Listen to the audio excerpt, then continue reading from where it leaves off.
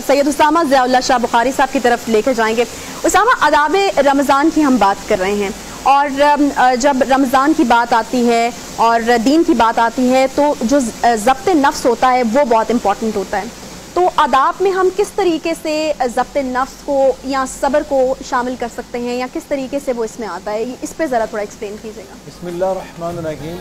सबसे पहले मैं आपका शुक्रगुजार हूँ और न्यू टीवी को मुबारकबाद पेश करता हूँ। हमेशा की तरह बहुत सोबर और संजीदा ट्रांसमिशन जो है वो लेके आते हैं।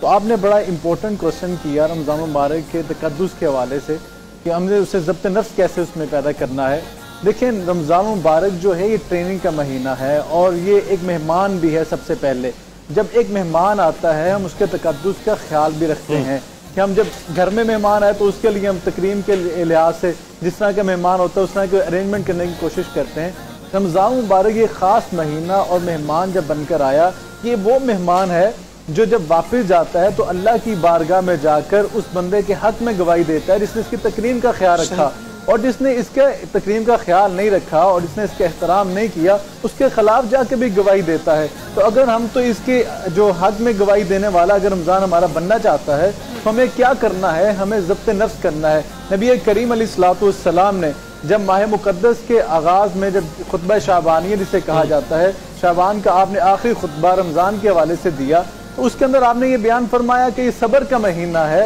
यानी हमने इसमें सब्र करना है। जिसमें अलामा साहब बड़ी खूबसूरत गुफ्तगू फरमा रहे थे कि देखिए, हम जब रमज़ान के अंदर सुबह सादिक से लेके गुरूब आफ्ताब तक अल्लाह की हलाल करदा चीज़ों से रुक जाते हैं अल्लाह के हुक्म के मुताबिक, तो हम ट्रेनिंग सीख रहे हैं कि हम 11 एक चीज़ और है ना हमारे पास इसमें कि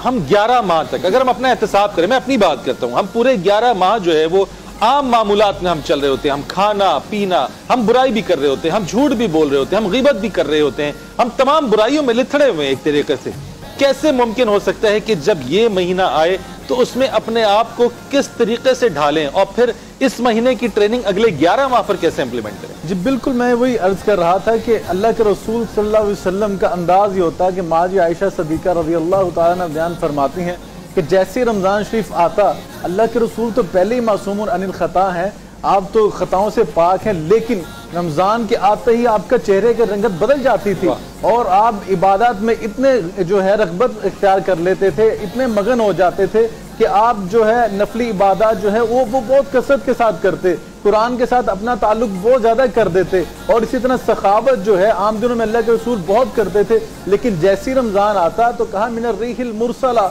यानी कि तेज आंधी भी आपकी सखावत का मुकाबला नहीं कर सकती थी। तो हमें जो रमज़ान जो ट्रेनिंग दे रहा है, हम तो ये हालत जो है हमारी हो चुकी है कि हम तो सिर्फ रमज़ान की बात करते हैं ना, वही रब रहमान जो रमज़ान में